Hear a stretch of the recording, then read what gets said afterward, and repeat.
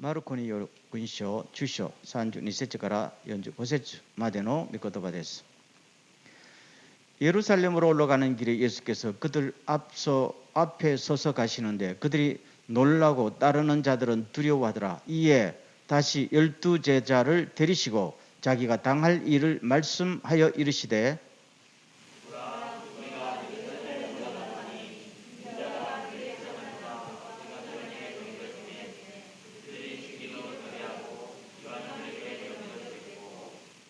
그들은 능욕하며 침뱉으며 채찍질하고 죽일 것이나 그는 3일 만에 살아나리라 하시니라.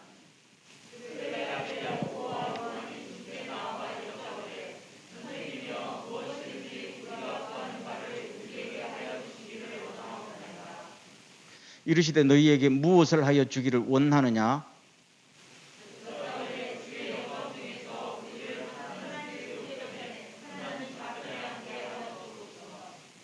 예수께서 이르시되 너희는 너희가 구하는 것을 알지 못하는도다. 내가 마시는 잔을 너희가 마실 수 있으며 내가 받는 세례를 너희가 받을 수 있느냐?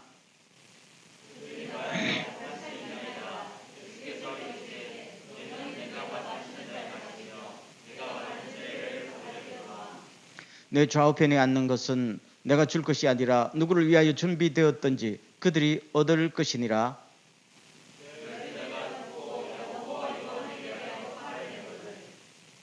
예수께서 불러 이르시되 이방인의 집권자들이 그들을 임의로 주관하고 그 고관들이 그들에게 권세를 부리는 줄을 너희가 알거니와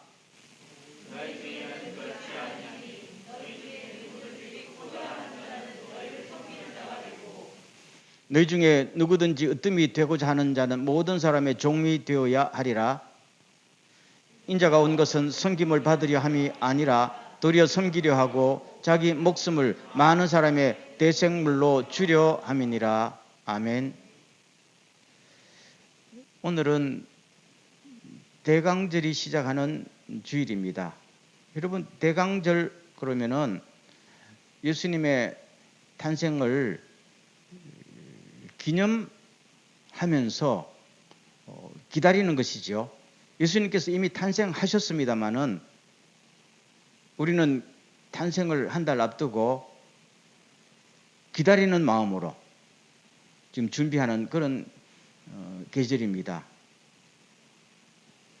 대강절이라는 말은 기다릴 때다지요. 강은 오신다는 말이죠. 영어로는 advent. 일본 사람들도 요새는 다이코세츠라는 말도 쓰지만 그냥 아드벤토라고 주로 많이 말해요. 이 말은 원래 라틴 말에서 아드벤투스라는 말에서 왔는데 아드벤투스란 말은 온다는 말입니다. 주님이 오십니다. 우리는 미리 설레는 마음으로 준비하고 기다립시다. 그런 의미에서 대강절이 시작된 것입니다. 바라기는 오늘부터 주님이 태어나신 25일까지 기다리는 마음으로 그냥 기다리는 게 아니고 마음속에서 간절히 주님 때문에 온 세상이 어떻게 변화되었는지 우리가 어떻게 구원받았는지 그것을 다시 한번 드라마틱하게 느끼면서 기다리는 축복의 계절이 되기를 주의 이름으로 축원합니다. 그래서 오늘 마가복음으로 다시 돌아왔는데요. 이 마가복음의 오늘 본문이 오늘 대강절에 너무나 딱 맞는 주님의 말씀이 있어요. 45절을 다시 한번 읽어볼게요. 마지막 절인데요. 다 같이 시작. 인자가 온 것은 섬김을 받으려 함이 아니랴 도리어 섬기려 하고 자기 목숨을 많은 사람의 대속물로 주려 함이니라. 예수님이 이 땅에 오신 이유가 뭐라고 그랬어요? 근본 이유는 내 목숨을 대속물로 주려고 왔다. 그렇게 말하고 있습니다. 여러분, 성탄절이 되면은 각계각층에서 성탄 메시지를 내놓지요. 종교계도 정치가들도 내놓습니다. 그들의 공통된 메시지가 뭐냐면은 예수는 우리의 평화 그거잖아요. 그런데 성경은 그런 이야기를 하는 게 아니고 정확하게 예수님 자신이 말씀하십니다. 내가 온 것은 내 목숨을 대속물로 주려고 왔다. 이것이 성탄의 정신이고 대강절을 시작하면서 이 주님의 음성을 다시 한번 들어야 될 줄로 믿습니다. 그럼 이 대속물이라는 것이 도대체 뭐냐? 한번 스크린을 한번 띄워줘 보세요. 대속이라는 말이 있죠. 여러분 이 대자는 알겠는데 속자는 무슨 속자예요? 제가 좀 풀어봤습니다. 속자는 글씨가 좀 작습니다만은 이게 조개라는 뜻이죠. 조개 패자죠. 조개는 옛날에 뭘로 썼어요? 돈입니다. 조개 껍질은 돈으로 썼어요. 그 다음에 옆에 붙은 자가 팔다는 말이죠. 몇 자지요? 그러면은 이것이 속자가 됩니다. 그래서 한국 사람들은 이걸 속하다 그랬어요. 혹은 속바치다라고 했어요. 그럼 이게 도대체 무슨 뜻인가 하면은 그러면 이 맺자라는 뜻은 뭐예요? 사다라는 뜻에서 출자거든요. 이게 선비사 변처럼 보이지만 사실은 출자예요. 그러면은 산다는 말은 그물망자거든요. 이거 그물망변이거든요. 이건 조개거든요. 돈을 주고 시장 바구니에 물건을 사온다는 말이죠. 맺자. 산 거를 다시 내놓는 건 뭐예요? 판다는 맺자지요. 거기다 돈이 붙으면 속조가 되는 거지요. 그 말은 이미 팔려 있는 것을 보세요. 이미 팔려 있는 것을 다시 사온다는 말이에요. 속자라는 뜻을 알지요? 속자는 이미 팔려 있잖아요. 팔려 있는 것을 돈을 주고 다시 사온다는 뜻이에요. 그 의미가 내가 처음에 돈 주고 사온다는 뜻이 아니에요. 처음부터 돈 주고 사오는 것은 뭡니까? 맺자지요. 산다는 것이죠. 그런데 팔려 있는 것을 다시 돈 주고 사는 건 뭐예요? 속자예요. 그래서 이 조개패가 두 번 들어가 있는 거예요.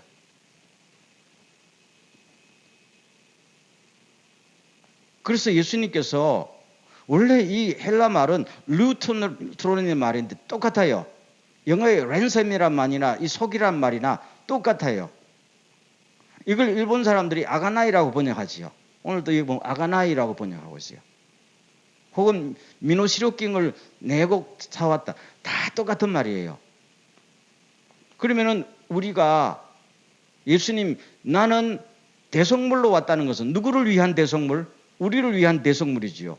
우리가 팔렸지요. 죄를 지어서 죄값에 팔렸지요. 죄의 삭은 뭡니까? 사망이죠. 죽음이죠. 여러분 죄의 삭은 죽음이란 말의 뜻이 뭐예요? 우리가 죄를 지으면은 삭은 뭐예요? 임금이에요. 임금. 삭 알지요? 일하는 대로 받는 월급 임금을 말해요. 죄를 지으면은 우리가 뭐를 노동의 대가로 죄의 대가로 받아요? 죽음을 받는 거지요. 누가 줘요? 사탄이 주는 거지요. 우리가 열심히 죄를 지으면은 사탄은 우리들에게 너 수고했다. 죄를 지으니라고 수고했다라고 뭘 줘요? 죽음을 준단 말입니다. 아멘. 아멘 할 것도 아니지 지금. 죄에 팔렸어요. 완전히 팔렸어요. 그러면 죄의 삭은 사망이니까 죽으면은 심판받고 지옥 가지요. 살아도 사는 게 아니지요, 이 땅에서. 그래서 예수님께서 나는 대속물로 왔다면은 팔린 것을 값을 치르고 다시 우리를 사겠다는 거잖아요. 이미 팔렸다는 말이지요. 그렇죠? 그래서 다시 한번 강조할게요. 맺자를 쓰지 않고 속자를 쓰는 이유 알겠지요? 이미 우리는 팔렸어요. 죄의 종으로 팔리고 사망에 팔리고 영원한 형벌에 처하게 되었는데 예수님께서 자기 몸을 대신 치르고 우리를 사왔다 해서 대신 속했다라고 합니다. 이걸 몸값이라고도 번역하고 혹은 목숨값이라고도 번역을 하는 성경이 요새 나와 있어요. 우리나라 말도. 쉬운 말인데 사실 대속물이라는 지금 번역이 저는 제일 좋아요. 이 한자의 깊은 뜻도 있고 원문에 가깝고 그냥 대속물, 그렇죠? 대속하는 하나의 그런 분으로 오셨다라는 것을 말하고 있습니다. 그 다음 기절 보세요. 그 다음 한번 넘어가 보세요. 그래서 다 같이 시작. 성경 기절 읽겠습니다. 시작. 하나님께서는 죄의 문제를 해결하시기 위해 자기 아들을 죄 많은 인간의 모양으로 보내시고 우리의 죄값을 그에게 담당시킨 것입니다. 아멘. 그래서 이사야 53장의 말씀에 기초에서 이 말씀이 나왔잖아요. 우리의 죄값을 그에게 뭐예요? 담당시키셨더라. 지우셨더라 이란 말이에요.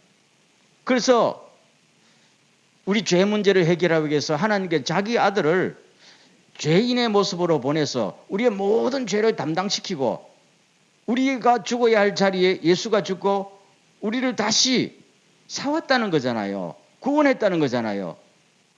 그것이 대속이고 그렇게 하기 위해서 오신 것이 뭡니까? 성탄절이지요. 예수님은 분명히 나는 대속물로 왔다. 대속자로 왔다. 그렇게 합니다.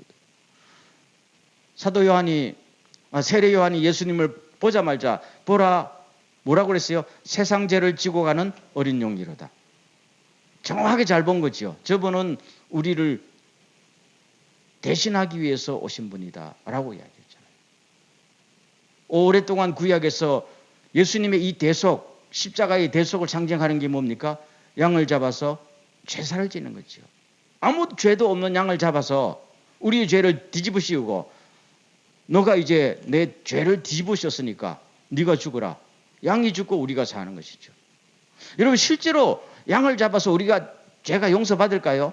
말도 안 되는 소리죠. 사람이 죄를 지는데 어떻게 양 피를 가지고 그건 아니지요. 사람이 죄를 지었으면은 우리 죄를 대신 속하기 위해서는 양이 아니지요. 똑같은 사람이 죽어야지요. 죄 없는 사람이 죽어야지요. 그래서 누가 오신 것입니까? 예수님께서 사람의 몸으로 오셨습니다. 이 땅에 죄 없는 사람이 한 명도 없기 때문에 그 대속이라는 거예요. 그래서 예수님께서 누가복음에서 최후의 만찬할 때 이것은 내 몸이다 그러셨죠. 이거는 내 피다 그러셨잖아요. 그게 성찬이고 오늘 우리가 주님의 은혜로 구원받고 영원한 생명 누리고 천국에 가게 될 줄로 믿습니다. 이것이 크리스마스의 정신이다. 물론 평화가 왔어요. 평화는 그 다음의 문제 아닙니까? 예수님께서 대속물로 자기를 내어주지 않았으면 평화라는 것은 존재하지 않아요. 그냥 오늘 지구상에서 교회 안에서까지 이 메시지는 이야기하지 않고 뭡니까? 주님은 우리의 평화. 평화합시다. 그런다고 평화가 오나요? 누군가는 죄짐을 지고 죽어야만이 값이 치러져야만이 계산이 끝나야만이 평화가 오는 거 아니겠어요? 그래서 예수님께서 마지막에 십자가에 달리신 다음에 다 이루었다. 이 말은 값을 다 치루었다. 그 말입니다. 텔레스타이 값을 다 치루었다 이 말입니다. 끝났잖아요. 그래서 평화가 온 것이고 그래서 하나님의 아들이 된 것이고 영원한 천국이 왔다 하는 것을 꼭 기억하시고 이 성탄절의 기본 정신은 주님께서 대속물로 오셨다 하는 것을 꼭 기억하는 은혜가 있길 주의 이름으로 축원합니다. 자, 그러면 두 번째 메시지로 들어가겠습니다. 예수님께서 대속물로 왔다라는 이 말씀이 오늘 긴 본문의 결론이죠.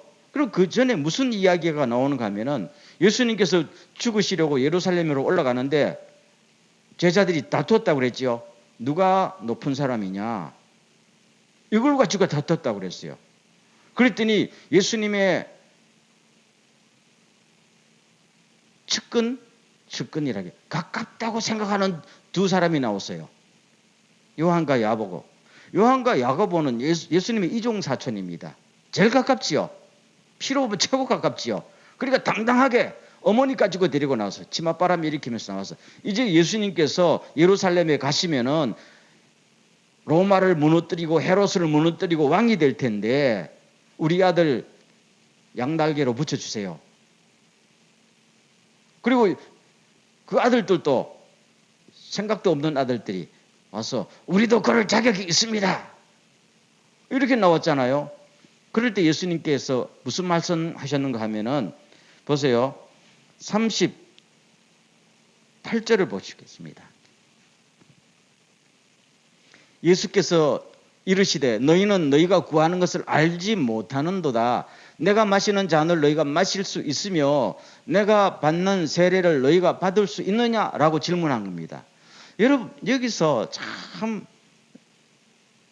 재미있는 것은 예수님께서 너 어떻게 그렇게 버르장머리 없는 말 해? 이렇게 말씀 안 하시고 쓸데없는 소리라고 무시하지 않으시고 높아지려는 그 동기를 갖다가 무참히 밟지 않으셨다는 이야기입니다. 그러면서 그렇다면 좋다. 내가 마시려는 잔을 마실 수 있느냐라고 물으시는 거예요.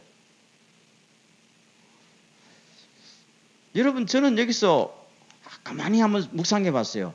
예수님께서 우리 같으면은 내가 죽으려고 가는데 어디서 감히 그렇게 이야기했는데도 아직도 못 알아먹어 이 바보야 하면서 뒤통수라도 한 대 때려야 될 텐데 지금 웃기잖아요. 주님이 대성물로 죽으러 가는데 나를 높은 자리에 앉혀주세요. 말이 안 되지요. 그렇지만 예수님께서 내가 마시려는 잔을 마실 수 있느냐? 그냥 제 추측에는 예수님께서요, 사람의 그 본능 그 자체는, 사람의 본능이라는 것은 어떻게 보면 하나님이 또 지으신 거잖아요. 어린애 때부터 우리는 높아지려고 그러고 어린애 때부터 인정받으려는 건 사람의 본능이에요. 막을 수 있어요? 못 막아요? 아무도 못 막아요. 여러분 지금 높은 자리 주면 할 거예요? 안 할 거예요? 안 줄 거예요. 나도 높은 자리 주면 앉고 싶어요. 돈 많이 주면 할 거예요? 안 할 거예요? 할 거예요. 이거는 사람의 본능이에요. 이 자체를 주님께서 부정하지 않으셨어요. 다만 뭡니까? 그렇다면 대가를 치러야 된다. 그거잖아요. 내가 마시는 잔을 마실 수 있느냐 하니까 마실 수 있습니다. 그게 뭔 말인지도 모르고 그게 십자가의 죽음이잖아요. 그 무슨 말인지도 모르고 알겠습니다. 이렇게 하니까 이제 그 다음부터 이야기 전개됩니다만은 그 다음에 보십시오. 또 넘어가 보겠습니다. 41절로 가겠습니다. 또 넘어가고 그렇죠. 못 알아듣거든요. 그래서 예수님께서 이제는 직설화법으로 나갑니다. 못 알아듣는데 아무리 이야기해봐야 뭐 하겠어요. 그래서 이방 사람들은, 하나님을 모르는 사람들은 높이 되려고 어떻게 한다는 겁니까? 그들을 임의로 주관하고 이 말입니다. 사람들을 지배하고 억누르면서 그 사람들은 높아진다는 겁니다. 그렇지만 너희들은 높아지기 위해서 그렇게 해서는 높아질 수가 없다는 거잖아요. 여러분, 이 예수님의 그 마음속에 있는 그 하시고 싶은 말씀이 감이 잡히지요? 내가 마시려는 잔을 마시라. 대가를 치러야 높아진다. 맞아요? 안 맞아요? 당연히 높아지죠. 십자가를 져야만 높아진다는 거잖아요. 사실 예수님도 십자가를 지시고 부활을 한 후에 하늘과 땅의 모든 권세를 주님께서 주셨잖아요. 아버지로부터 받았지요. 마찬가지로 높아지는 것은 내가 절대로 반대하지 않는다. 그거는 오히려 장려할 만한 일이 아닌가. 그렇지만은 합당한 대가를 치러야지. 그 합당한 대가는 세상 사람처럼 남을 지배하고 억누르면서 높아지는 방법이 아니라 그 말입니다. 너희들은 지금 그 방법을 추구하고 있지 않느냐요. 3년 동안이나 한솥밥 먹은 베드로도 짓밟고, 글쎄요, 안드레도 짓밟고, 너희들 두 사람만 내하고 가깝다는 친척이라는 이유로 그들 위해 높아지려고 하지. 그러니까 모든 제자들이 지금 화가 덩덩 나 있잖아요. 그런데도 불구하고 이 사람들은 내가 그만한 자격이 있다 이렇게 나오니까 주님께서 아무리 해도 요한과 야고보가 말귀를 못 알아들으니까 직접 이야기합니다. 세상은 그렇게 높아지지만은 너희들은 절대로 그렇게 해서도 안 되고 그렇게 한다고 하늘나라에서 높아지지 않는다. 그렇게 말씀하십니다. 그래서 그 다음 말이 뭡니까? 43장. 너희는 절대로 그렇게 해서는 안 된다. 너희 중에 누구든지 크고자 하는 자는 너희를 섬기는 자가 돼야 되고, 44절 다 같이 시작. 너희 중에 누구든지 으뜸이 되고자 하는 사람은 모든 사람의 종이 되어야 할 것이다. 그렇게 말합니다. 여러분, 이렇게 말씀한 예수님께서 말씀만 이렇게 하신 게 아니죠. 예수님께서 대속물로 왔다 하면서 십자가만 탁 지고 끝난 게 아니잖아요.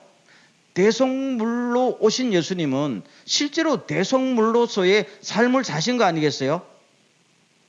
예수님께서 태어나셔서 십자가에 달리실 때까지 모든 삶은 십자가를 지기 위해서 편안하게 준비하는 대속물로의 삶이 어떤지, 그것은 바로 섬김의 삶이고 낮아짐의 삶이고 자기 희생이라는 것을 철저하게 보여준 것이죠. 이런 예수님의 생애에서 예수님께서 자신을 위해서 산 적이 있어요? 없어요. 인자는 머리 둘 곳이 없다 그래요. 집안창 없고 통장 하나도 없고 아무것도 없었어요. 오로지 제자들을 가르치고 사람들을 돌보고 하나님에게로 사람들 이끌면서 헌신의 힘을 이렇게 다 하시다가 마지막에 자기 몸을 또 대속물로 십자가에 죽으셨지요. 오늘 대강자를 맞이하면서 오늘 본문을 통해서 주시는 메시지가 바로 그겁니다. 오늘 크리스찬들이요, 예수처럼 살아야 됩니다 라고 우리도 예수님을 닮자라는 표어로 시작했지만은, 그럼 예수처럼 어떻게 살아야 돼요 하는 문제가 나오지요. 우리도 십자가를 지겠습니다. 우리는 자주 이야기하지요. 주님을 위해서 내 모든 것을 드리겠습니다. 우리의 꿈이지요. 꿈 맞잖아요. 아닙니까? 꿈입니다. 그런데 실제로 삶 속으로 들어가면은 그는 그냥 교회에서 들은 이야기고 그냥 수련회 때 그냥 표 정도고, 실제로는 우리는 나를 위해서 사는 거 아니에요? 그래요, 안 그래요? 나를 위해서 살아요. 가만히 한번 생각해 보세요. 이 사회라는 것이요, 이미 어릴 때부터 지배복종의 구조라고 그랬죠. 예수님께서 말씀하셨듯이 이방인들처럼 남을 지배하고 억누르면서 자기가 높아져야 된다는 것이 우리의 기본 가치관으로 이미 정착이 되어 있단 말이에요. 이거는 어디 가서 배워요? 집에서도 배우고 학교에서도 배우고 사회에 가면은 안 가르쳐도 이거는 다 배우게 돼 있어요. 그래서 우리들은 교회에서나 가정에서나 탁 만나면은 항상 뭡니까? 높낮이를 먼저 따지면서 누가 지배하고 누가 지배받느냐는 구조로 나도 모르게 들어가게 돼 있어요. 그렇지 않으면은 살아남지 못해요. 그렇죠? 말로는 평등입니다. 하나님 형상으로 타고났습니다. 우리는 똑같습니다. 하지만은, 그래서 민주주의, 자유주의를 하지만 자유민주주의에서 평등이 있습니까? 있기는 있죠. 공산주의보다는 훨씬 낫죠. 그래도. 그렇지만은 말할 수 없는, 말로 표현할 수 없는 구조가 이미 딱 시스템화된 거 아니에요? 그렇죠? 그리고 그걸 어기게 되면 상식이 없는 사람이고 무례한 자가 되는 거지요. 항상 사람들은 대할 때 저 사람이 나한테 무슨 도움이 될까라는 걸 먼저 생각하잖아요. 그렇죠? 가끔 카톡방 같은 데 보면은 뭐 이렇게 쭉 이야기합니다. 예를 들면 존경하고 사랑하시는 김혜기 목사님, 그래. 가만히 뭐 저 사람 날 절대로 존경하고 사랑하지 않아요, 솔직히요. 그렇죠? 근데 왜 그렇게 하는가 하면은 저 사람이 생각할 때 나에게 그 존경하고 사랑한다는 말을 붙여줘야 내가 자기한테 언제든지 써먹을 수가 있거든요. 자기를 중심으로 언어를 구사하는 겁니다. 그럼 그 언어라는 것이 텅 비어 있는 것이죠. 언어가 우리를 사기쳐 먹는 거죠. 근데 이게 불신자들이 하는 언어가 아니고 우리 크리스찬들이에요. 카톡방에 보면요, 그게 난무하고 있습니다. 존경하고 사랑하는 그러면 한편에서는 경쟁하듯이 존경하고 사랑하고 뭐 하는 또 붙여. 끝도 없이 경쟁으로 가면은 거짓말만 몽성하고, 그러면 단어의 기본 의미가 아주 뭡니까? 다 떨어져 버리는 거죠. 그럼 더 센 말을 끄집어내야 되잖아요. 단지 그게 저 사람을 진심으로 사랑하고 존경하는 게 아니고 내가 이렇게 투자해야 언젠가는 내가 써먹지. 그건 뭐예요? 그 사람을 위한 게 아니다라는 거지요. 누구를 위한 겁니까? 나를 위한 겁니다. 나를 위한 겁니다. 돌아서면 욕을 할지언정 탁 해야 되죠. 그게 얼마나 거짓된 거예요. 사랑에는 거짓이 없다고 그랬죠. 내가 당신을 사랑합니다 하면 그거는 100% 진짜여야 돼요? 가짜여야 돼요? 진짜여야 돼요. 근데 왜 우리는 누가 나를 사랑한다면 겁부터 나는지요? 그건 왜 그래요? 우리는 철저히 어릴 때부터 자기를 위해서 사는 것이 이미 습관이 되어 있기 때문입니다. 그 오늘 아주 간단한 겁니다. 대강절을 맞이해서. 그럼 오늘 대강절의 정신, 예수님의 대속물의 정신이 뭐예요? 간단해요. 삶의 방향을 바꾸면 돼요. 어떻게 십자가에 돼요? 어떻게 예수님처럼 살면 돼요? 복잡하게 생각 없어요. 나를 위해서 사는 것을 주님을 위해서, 이웃을 위해서 사는 거로 내 인생의 방향과 목적을 바꾸면 되잖아요. 아멘. 어렵지 않아요. 어렵지 않아요. 저도 이렇게 말하지만 아직도 그렇게 살지 못해요. 그렇지만 살려고 좀 노력은 해요. 이 설교 준비하면서 어젯밤부터 오늘까지 가만히 생각해 봤어요. 왜 내가 이 나이 되도록 주변에서 사랑으로 사람들을 마음껏 품지 못할까? 품는다고 노력했지만은 남들은 전혀 느끼지 못하잖아요. 결국 주야 남을 위해서 살게 해주십시오 하면서도 딱 보면은 나는 이미 나를 위해서 사는데 너무 익숙해졌어. 집에서도 집사람이 조금만 나를 불편하게 하면 아이고 왜 당신은 왜 그래? 당신이 왜 그런 게 아니고 내가 왜 그런데? 결혼해서부터 그랬잖아요. 저 사람이 나를 위해서 내 인생을 행복하게 해줘야지. 못하니까 결혼 잘못했어. 그게 아니잖아요. 그 크리스찬의 정신이 아니지요. 결혼한 목적이 내가 저 사람을 위해서, 내가 저 사람을 행복하기 위해서 결혼한 거잖아요. 그럼 뭐가 문제가 있으면 내가 왜 이렇게 가슴이 좁아졌냐? 포용성이 없네. 이걸 생각하게 되는데 당신이 왜 그래? 이렇게 오랜 습관이에요. 맨날 결심해도 안 되더라고요. 앞으로 더 열심히 해야 되겠지만 그래도 마음을 안 먹는 것보다는 먹는 게 좋아요. 아멘. 일반 사회 사람들은 마음을 먹지도 않아요. 근데 우리는 주님의 말씀을 들으면서 그래도 오늘도 주여 내 인생을 주님을 위해서, 당신을 위해서, 여러분들을 위해서 한번 살아보겠습니다. 이게 대속물로의 삶이에요. 어렵습니까? 아니 마음 먹는 건 어렵지 않잖아요. 사는 건 어려워도 제가 여러분들 마음을 일단 먹어보자는 거예요. 아니 처음부터 해요. 처음부터는 안 돼요. 마음이라도 생각이라도 탁 바꿔보자는 거예요. 그건 할 수 있지요. 아멘. 서서평이라는 선교사가 있어요. 여자분인데 한국에서 꽤 알려 영화로도 많이 나왔다. 책도 많이 나왔다. 이분이 원래 독일 출신인데 어머니가 아버지 없는 자식을 놓은 거야. 그걸 키울 자신이 없으니까 얘가 4살 때 독일에서 버려두고 그냥 자기 혼자 잘 살다고 남자 만나가 미국으로 가본 거지. 원래 이름이 쉐핑인데 엘리자베스 쉐핑이라는 이 여자가 4살 때 엄마한테 버림받고 할아버지 할머니 손에서 크다가 너무너무 힘들잖아요. 할아버지 할머니 돌아가시고 하니까 죽든 살든 엄마라도 한번 찾아보다. 그래서 그냥 단신으로 미국에 건너가서 엄마를 만나기는 만났는데 엄마가 별 관심이 없는 거야. 딸을 버렸게 돼. 별 관심이 없어서. 그래서 어쨌든 도움으로 간호사가 되었어요. 간호사가 되어서 했는데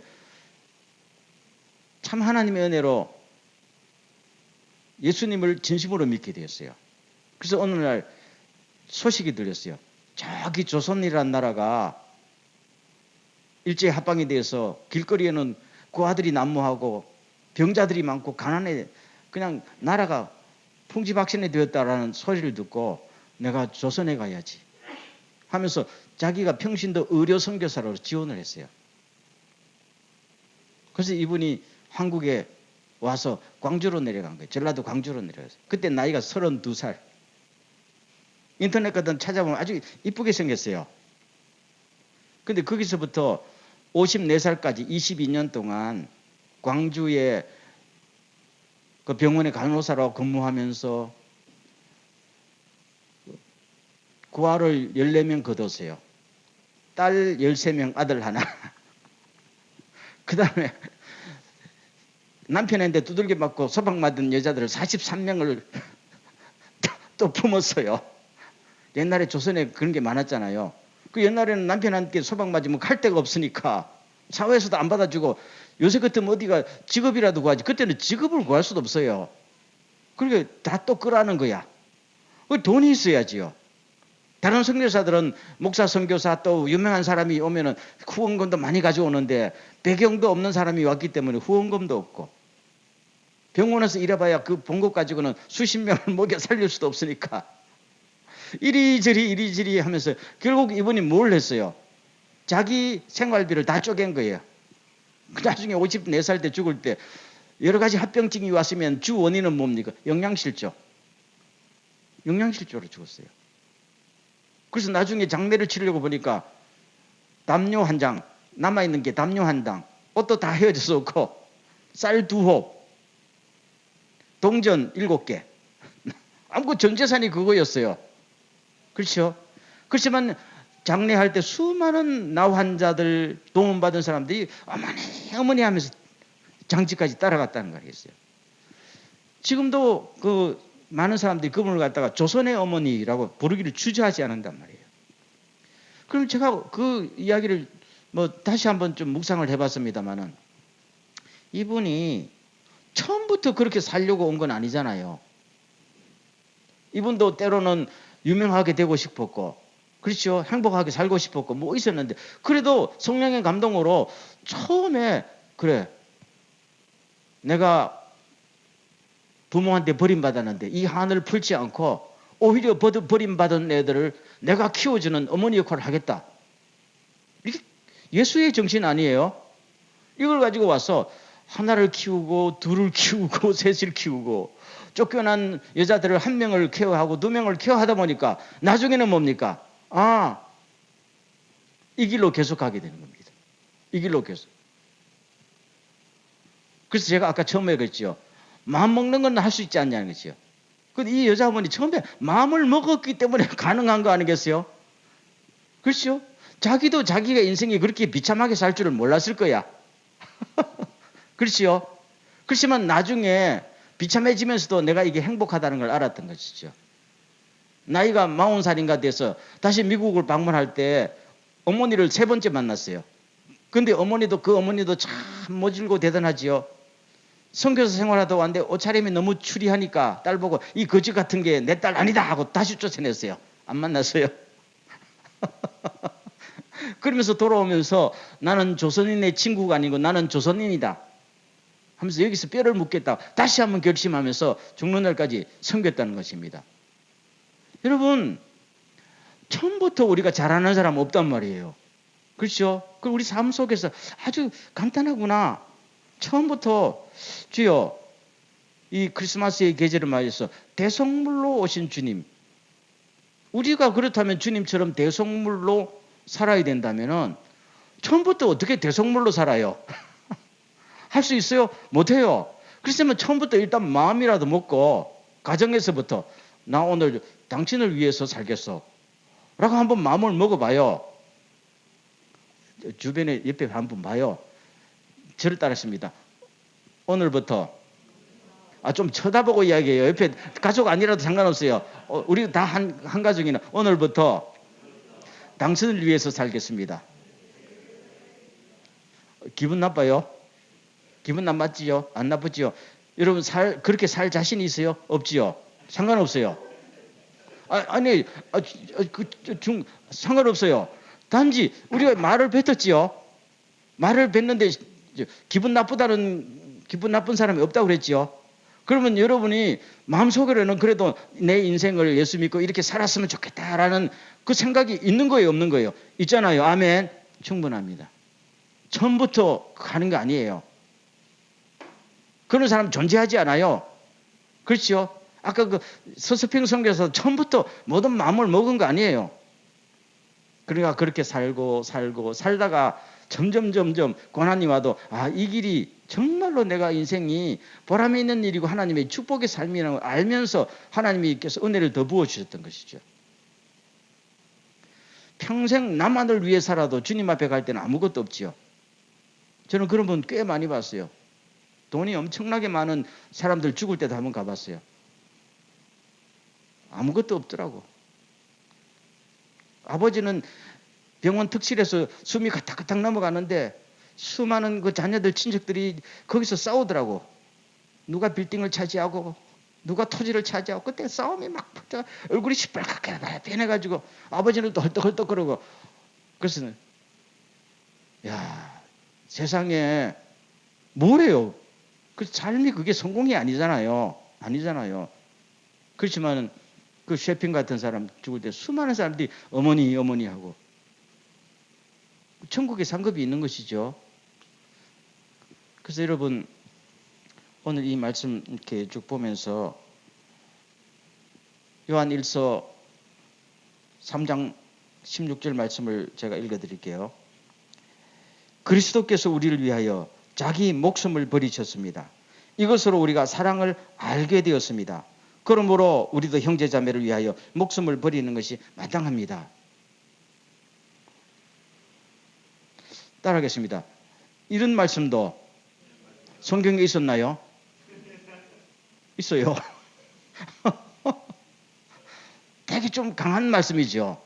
우리도 형제 자매를 위해서 목숨을 버리는 것이 마땅합니다. 왜요? 예수님의 제자니까요. 사실 당연한 말씀인데 우리에게는 뭔가 너무 큰 부담으로 다가오지 않아요? 그런데 처음부터 이렇게 사는 사람이 없단 말입니다. 다만 주님의 제자로서 주여 내가 가까운 데 있는 사람부터 조금씩 바뀌어서 내 삶의 목적을 내 혼자 잘 먹고 잘 살고 여유 있게 사는 것보다도 이웃을 위해서 나를 대속물로 주는 이런 정신으로 오늘부터 조금씩 노력해 보겠습니다 하다 보면은 나중에 성령님께서 우리를 인도하신단 말입니다. 그렇죠? 주기철 목사님의 유명한 말씀이 있습니다. 누구든지 십자가를 지기가 너무 싫고 힘들지만은 일단 십자가를 져보십시오. 그러면 십자가가 당신을 오히려 지고 갈 것입니다. 주님의 성령님이 우리를 몰아간다는 것입니다. 그럼 또 여러분 그럴 거예요. 야, 그럼 성령 충만 받으면 나 인생이 곤란해지는데. 그래서 성령 충만 못 받는 거 아니야. 성령 충만 받으면은 내가 주님의 뜻대로 살아야 된다니까. 그런 모험은 하기 싫고 성령 주십시오 주십시오 해도 실제는 성령 충만 받으면 내 모든 걸 포기해야 되니까. 그래서 평생에 성령 충만 못 받는 거지. 이걸 좀 바꾸자고요. 그러려면 내 인생의 방향을 주여 오늘부터 내 가까운 주변에서부터 한번 섬기는 삶을 살겠습니다. 그리고 보면은 우리 일본에서 여기가 아프리카도 아니고 동남아도 아니고 옛날 조선시대도 아니고 헐벗고 굶주린 사람이 안 보여. 그러나 가만히 생각해 보십시오. 지금 일본만 해도요. 한국도 그렇지만 1년에 자살자가 3만 명씩 나옵니다. 그거는 일본 국가도 구제하지 못해요. 어떤 똑똑한 사람도 이걸 막지 못해요. 가족도 못 막았다는 이야기입니다. 그렇지요? 그러나 우리가 믿기는 하나님의 복음과 성령의 강한 역사가 일어나면은 바뀔 수가 있습니까? 바뀔 수가 있습니다. 우리가 이것을 믿는 거잖아요. 그렇다면 우리가 주여 우리가 주님을 위한 삶을 살게 하옵소서라고 기도하면서 기도하면서 주변에서 조금씩만 관심을 한번 가져보자고요. 제일 처음에는 누구부터? 가정에서. 그 다음에 두 번째는 뭡니까? 우리 오늘 이제 마지막 말씀인데요. 그럼 보십시오. 제가 이렇게 설교하지만은 저도 누군가에게는 이 김혜기 목사도 누군가에게는 보살핌을 받을 필요가 있을까요? 없을까요? 좀 실망했습니다. 저도 여러분들의 보살핌을 받아야 되는 존재입니까? 아멘. 제 발로 설 수 있는 사람은 아무도 없습니다. 그렇죠? 만약에 제가 지금 이렇게 설교하고 강해 보여도 제 집 사람이 없으면 살 수 있을까요? 저 사람은 너무 자신하지만은 실제로 살기 힘들잖아요. 그럼 여러분들이 없으면 내가 여기서 설 필요가 있을까요? 없을까요? 없는 거잖아요. 그렇기 때문에 우리는 누군가는 서로 주고받는 섬김을 주고받는 거지요. 아멘. 그렇다면은 이 섬김을 주고받는 것을 활발하게 진심으로 하게 되면 여기서 뭐가 일어나요? 기적이 창출된다 라는 걸 믿습니다. 그럼 멀리 가서 하는 건 우리가 다 못해요. 그런데 지금부터라도 한번 진심으로 해보자고요. 그래서 우리가 카톡방에서 존경하고 사랑하는 김혁기 목사님, 그러면 그게 진심이 되기를 바랍니다. 아멘. 사랑하는 자니 형제, 그러면 그게 진심이 되기를 바랍니다. 투자가 되지 말고. 아멘. 그러면 거기서 성령님의 역사가 일어날까요? 저는 일어난다고 봅니다. 언어라는 게 중요하거든요. 그렇죠? 마음이 중요하거든요. 우리는 성령님과 함께 살아가잖아요. 그럼 이런 공동체가 하루하루 지나가다 보면요, 성령님이 보시고 여기는 정말로 진실한 공동체, 서로를 돌보는 섬김의 공동체. 어렵습니까? 쉽습니까? 어렵지 않아요. 어렵지 않아요. 할 수 없는 것을 주님께서 하라는 거 아니잖아요.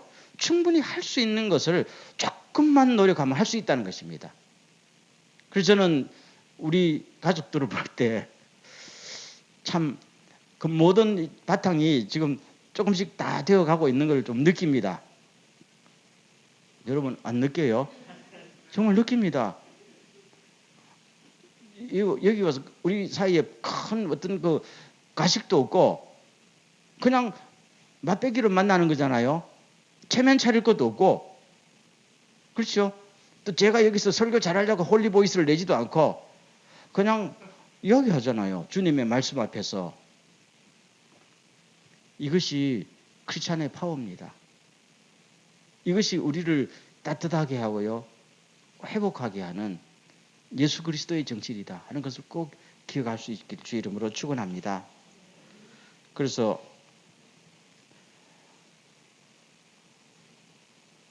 이 시간 한번 기도할 때요, 주여 삶의 방향을 내 중심에서 주님의 영광과 이웃을 위해서 사는 쪽으로 바꿀 수 있도록 깨달음과 하나님의 인도를 허락하여 주시옵소서 기도하시고, 두 번째, 하나님 나도 모르게 상대방을 사랑으로 품기가 너무 가슴이 좁아진 사람이 되는데 오늘을 기해서 가정을 품고 교회를 품고 사회를 품을 수 있는 넉넉한 사랑의 사람이 될 수 있도록 저를 인도해 주십시오 라고 두 가지 기도 제목으로 한번 기도하겠습니다. 다 같이 한번 통성으로 기도합니다.